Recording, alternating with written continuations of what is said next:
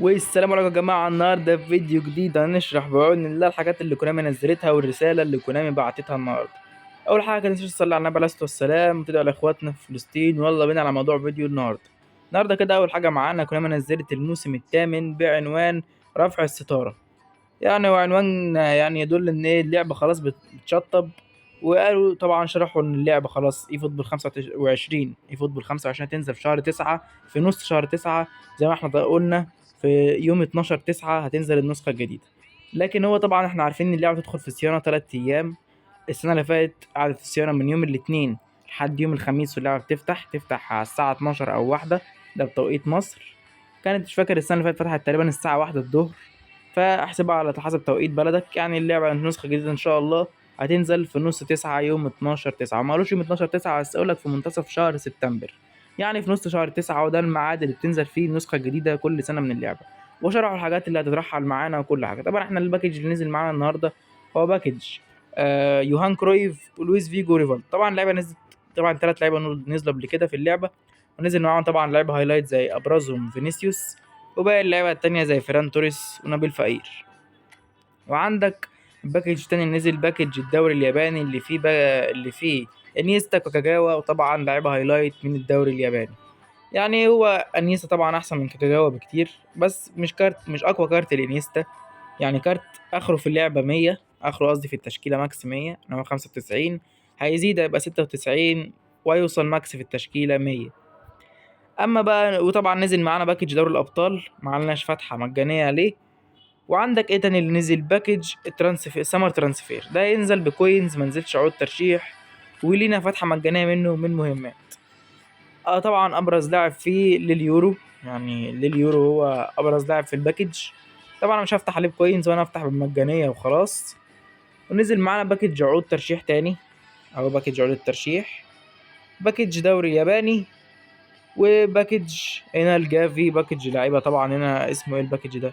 باك ان ذا جيم. عندك بقى يعني العودة للعب. عندك هنا جافي وريس جيمس، هم ابرز 2 لعيبه في الباكج. طبعا في مايسون ماونت كمان وجنابري، بس انا ممكن ما اعرفش معايا نسخه ريس جيمس، فعلى حسب نسخه جيمس دي تبقى طاقتها ايه. لو طاقتها كويسه هجيبه، لو طاقتها مش حلوه اكيد هجيب جافي. انا ما اعرفش عدد الترشيح هيخلص بعد قد ايه. تعالوا نبصوا، ده يخلص 12/8، لازم اصرف ال3 نجوم ده. إيه ماشي، يعني لا عقود الترشيح مكمله معانا حبه حلوين. تعالوا نشوف كده يا جماعه، بيقولوا ان هم نقلوا امبابي لريال مدريد، كارت بيزك قوي، كارت الامبابي مع ريال مدريد. هل هو حصل؟ لا. طبعا الكلام ده يحصل بقى في فوتبول 25، مفيش غيرها. هم غيروا الاطقم بس، ده اللي عملوه، نزلوا اطقم جديده لكل الفرق. اما بقى بالنسبه لاحداث الكوينز، فنزل معانا هي 50 كوينز يتيمه، طبعا مش مهم اهو. حدث الدوري الاسباني نزل معانا 50 كوينز يتيمه. طبعا مش فارقه معايا لان انا كده كده هعمل مهمات ريال. نزل معانا مهمات جديده النهارده عشان تاخد 300 كوينز، يعني ان شاء الله هنعملهم. يعني تكسب 3 ماتشات بس ضد الذكاء الاصطناعي، عليك انك تكسب 3 ماتشات ضد الذكاء الاصطناعي. تدوس هنا على السهم ده هيدخلك على الفعالية على طول. اي فعالية ضد الذكاء الاصطناعي كسبت منها 3 ماتشات، هتخش بعد كده تلعب ماتشين ضد شخص حقيقي، يعني ماتشين اونلاين. انا العبهم طبعا في مهمة ال50 كوينز على الدوري الاسباني، هلعبهم هنا. واكون كده ان شاء الله ضمنت اسمه ده ال300 كوينز. طبعا انا مش هحل اللعبه غير لما اجيب باكج انجلترا عشان بيلينجهام وفودن. انا مش هحل اللعبه. طبعا فكك من حوار باكج بيريز ده، يعني بيريز بيوصل 103 وكل حاجه، بس مش فارق معايا، مش عاجبني اصلا، طاقته مش حلوه. باكج فرنسا على اظن مش هلحقه، وانا اللي يدوب هلحق الحقه هو باكج انجلترا. عشان الصراحه باكج انجلترا بالنسبه لي يعتبر احسن من باكج فرنسا. باكج فرنسا مفيهوش غير دي بروي، قصدي جريزمان معلش، ودي شامب، يعني هما اللعيبه كويسه، لكن الباقي كله اللعيبه الماكس بتاعهم 99. لكن عندك باكج انجلترا ساوث مش عارف اسمه ايه المدرب ده، ساوث جريت تقريبا، انا مش فاكر كان اسمه ايه. في بلينجهام 102 وفودن 101 وديجن رايز 100، ده غير ارنولد 99. فباكج فيه لعيبه جامده، باكج فيه لعيبه كويسه. ده اقوى باكج من بعد بقى حزمه فرنسا. حزمه فرنسا اللي مقويها جريزمان وديشامب بس، مش اكتر. وطبعا عندك هنا طبعا اسمه ده الماتش بس اهو، تدخل يا عم. عندنا الماتش بس هنا نزل فيه كورتوا، ده في البريميوم طبعا ب 500، بس انا مش هفتح عليه، لازم اجيب باكج بيلي جول الاول. وعندنا هنا ميتوما، الاتنين معمولين عندي ب500. هتقول لي ازاي البريميوم المفروض يبقى ب1000؟ عشان انا ما بفتحش الماتش بس، اللي بيفتحوا الماتش بس كتير هم دول اللي بيبقى عندهم ب1000 البريميوم، لكن أنا عشان مش بافتح الماتش بس. وعندك هنا مين تاني غير كورتوا؟ كورتوا طبعا هيوصل ماكس 99، ما اظنش انه يوصل 100. وعندنا هنا عقد 5 نجوم، وفوق طبعا في 30 كوينز هنا اهو. عندك 30 كوينز، ادي 10 وادي 10 وادي 10، 30 كوينز موجودين زي ما حصل في المره اللي فاتت. تعالى بقى نيجي لايه، طبعا شرحنا كده كل حاجه تتعلق بالاحداث النهارده. تعالى بقى نيجي اللي اسمه ده البتاعات الرسائل اللي بعتتها كونامي.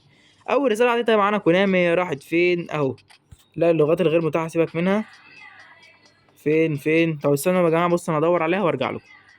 اهو يا جماعه، تحديث موسم 2024 بيقول لك كده ان هم ان شاء الله اهو هيحدثوا اللعبه. التحديث اللي هو 4.00 ده هينزل ويبقى فيه ايه فوتبول 25. الحاجات بقى اللي تترحل معانا في اللعبه وهتتنقل معانا، عندك الكوينز ونقط الاي فوتبول والجي بي. طبعا ده الحد الاقصى من الجي بي، يعني عندك لحد يعتبر 100 مليون جي بي. محدش طبعا معاه 100 مليون جي بي، بس هو جايب لك الرقم ده عشان رقم عالي.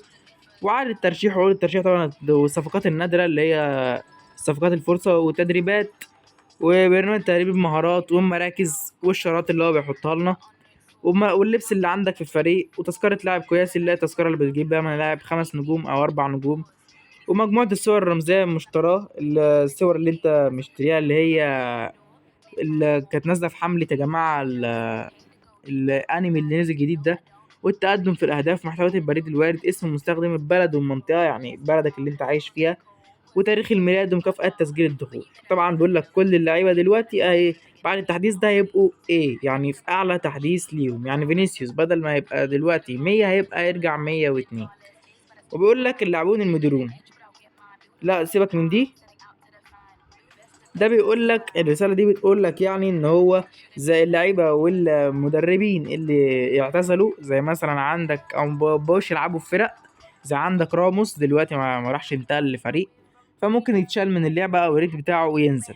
وعندك طبعا مدربين زي يورجن كلوب، مدرب اعتزل مش هيدرب تاني فهيتشال من اللعبة برضه. فانت لو مش معاك نسخة من يورجن كلوب روح اشتري نسخة من متجر حالا. وعندك هنا بيقول لك برضو الدوريات اللي هتتشال، وبيقول لك بقى حوار التجديد العقود ال60 يوم. اول حاجه تجديد العقد ال60 يوم ده، تجديد العقد 10 ايام. اول واحد معاه تجديد عقد 60 يوم بيقول لك سيتم تحويل كل تجديد عقد 60 يوم تملكه من صفقه فرصه نادره. ستتيح لك الصفقه دي ان انت تاخد، هيدوك فتحه مجانيه على باكج فيه 100 لاعب ايبك. ما حددوش هنا هو ايبك عادي ولا ايبك بوستر. واما بالنسبه ل10 ايام فكل 6 تجديدات منه هيدوك برضه صفقة نادرة كما هو واضح أعلى. يعني هيدوك برضه يعني كده يبقى معاك صفقتين نادرين مع على باكج فيه 100 لاعب ايبك. طبعا نزلوا قبل كده في اللعبة بس ما حدوش ده ايبك بوستر ولا ايبك عادي، بس انا اتوقع يا جماعة انه يبقى ايبك بوستر. هتقول لي طب ايه ليه توقعك ده؟ لان الايبك العادي خلاص هيتشال من اللعبة، اما الايبك اللي مش هيتشال من اللعبة بمعنى صح، لا يعني هيقدم قوي. فهم ما اظنش هيدونا فتحة مجانية على باكج ايبك عادي. ومفروض اصلا في اي فوتبول 25 هينزل نوع جديد من الكروت، فكارت الايبك البوستر ده هيقدم برضه، مش هيبقى اعلى حاجة. فعلى ما اظن انه هيبقى ايبك بوستر، لانه هيبقى كارت ضعيف في فوتبول 25، مش ضعيف قوي بس هيبقى كارت قديم زي كارت الايبك العادي دلوقتي. نادر ما تلاقي حد منزل كارت ايبك عادي الا لو هو معدي ريت ال100. فهنا طبعا انا معايا يعني خمس وحدات من العشر ايام دي. بيقول لك طب اللي معاه اقل بقى، بيقول لك برضه هيتم تحويله الى صفقه نادره. الصفقه النادره دي ما قالكش بقى ايبك ولا مش ايبك. وطبعا هنا بيقول لك انه هيعملوا الصيانه دي، هيعملوا صيانه واسعه النطاق زي ما قلت لك. هيبقى 3 ايام زي كل موسم، من يوم الاثنين ليوم الخميس. اللعبه تفتح يوم الخميس طبعا من طول السيرفر، لان كل المستخدمين بيخشوا حتى اللي بيلعبوش اللعبه بيخشوا عشان يشوفوا ايه الاضافات الجديده اللي نزلت في اللعبه. فيعني تبقى السيرفر تقيل، فممكن تلاقي السيرفر فتح الظهر بعد كده تلاقيه قفل تاني عشان من كتر ضغط المستخدمين. فهو اول يوم بيبقى تنزل فيه اللعبه بيكون في ضغط سيرفرات كبير والسيرفرات بتقع كلها. وعندك بقى من يوم الجمعة من تاني يوم طبعا السيرفر بيقل وبيخف، تبدأ تلعب اللعبة بشكل عادي، تدخل عادي من غير ما يقولولك السيرفر تقيل ومش هتعرف تدخل.